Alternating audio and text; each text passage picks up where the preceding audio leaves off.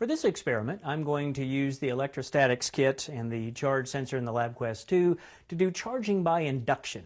And it's a little bit complicated to be able to do this, but we'll walk you through the steps here. And so to start off with, I need to make sure that everything is uncharged at this point. So I've got myself attached to the ground plane here. I'm going to make sure that I zero this or ground that so that everything is uncharged.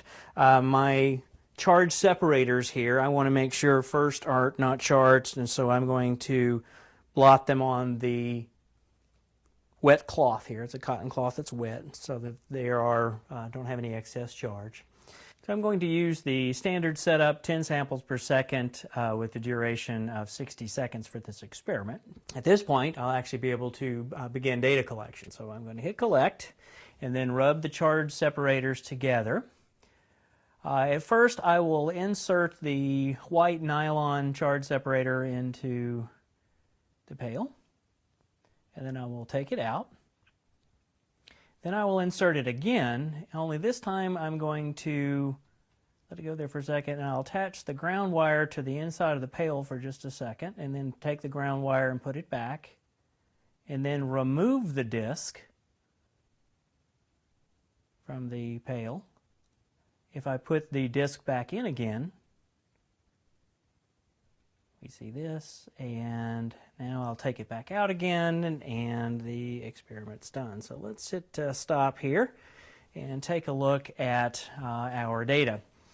So at this part, this is when we've inserted the nylon disc into the pail. So we see that it goes up, and it's been similar to what you might see in other videos, but so it goes up there and then it drops back down. And so now we stick it back in there, and at this point we go and we touch the inside pail with the grounding wire, and so that it goes and now is at ground potential. And then we take the ground wire and we took it back and plugged it into where it was attached before. And now when we remove the charge separator, all of a sudden we end up with the pail showing that it has a negative charge, a net negative charge. If we stick the charge separator back in again, then it seems to go back towards zero, and then if we move it, it goes back down.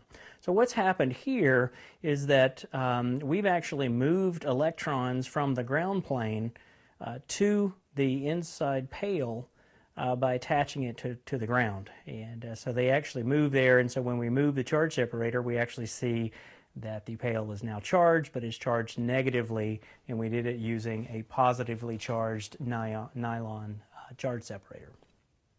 So we've seen some examples of how we might use the charge sensor. For more information about this, you can check out our website. So for information about the electrostatics kit, the high voltage kit to go with it, it's all there. So if you need more information, check that out.